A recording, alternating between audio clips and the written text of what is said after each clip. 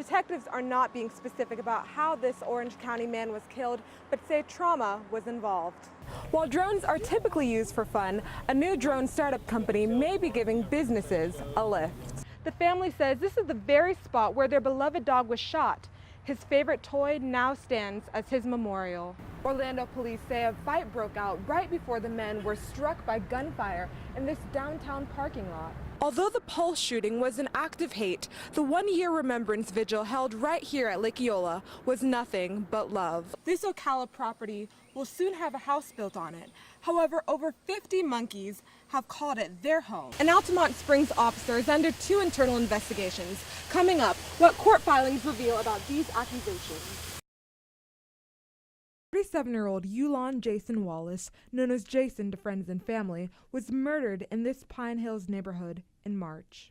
Today, Wallace's brother, Romeo Wallace, and father, Texas Wallace, came to the Orange County Sheriff's Office to ask for help in the search for Jason's killer. Wallace's brother, Romeo Wallace, and father, Texas Wallace, both believed the murderer was someone he knew, taking advantage of him. He had a slight learning disability, so as a result of that, he was very trusting to a lot of associates, a lot of the folks around him, and we believe it's someone that knew him, that did this. The reward for information about the case has increased to $10,000 in hopes that someone would be more willing to give information. Neighborhood, the Pine Hills area, that know anything at all or heard something about this crime that happened, please call the crime line. Whomever did this, as his brother, I forgave you. Reporting from Orlando, Abisola Adeyemo, Channel 9 Eyewitness News. Duke, an innocent dog, a friend, a member of the family. That's what the Brooks family say about their dog who was shot by an officer last week. Never been aggressive, he's always been a gentle dog. An Ocoee officer came to their home to ask about their boat that they had parked by a lake across from their house. That's when things took a turn for Duke. Duke came out of the dog door. Came out of the dog door like dogs do, and towards the officer, and the officer backed up a few steps, and the shooting occurred right here. The family says this is the very spot where their beloved dog was shot. His favorite toy now stands as his memorial. The police report says the officer was approached by Duke and was afraid he would bite him in the crotch. The officer is still currently working at the Ocoee Police Department.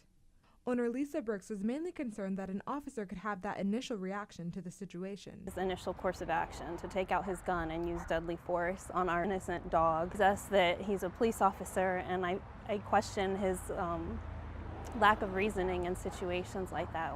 In Ocoee, Abisola Adeyemo, Channel 9 Eyewitness News. Dozens of rhesus macaque monkeys have found their way into Brian Pritchard's backyard. Their motive? To steal over 250 pounds of deer food from his feeder within the last few days. They climb up the poles and spin the plate, releasing all the food. Come in at 7 in the morning. They'll hang out till probably a couple hours easy, and then they'll leave for the midday, and then 7 in the evening they'll be back. They'll hang out till right before dark, and as soon as the sun starts getting down deep, then they leave. That is why Pritchard has decided to stop putting the feeder out. As far as the monkeys, I'm not going to feed them.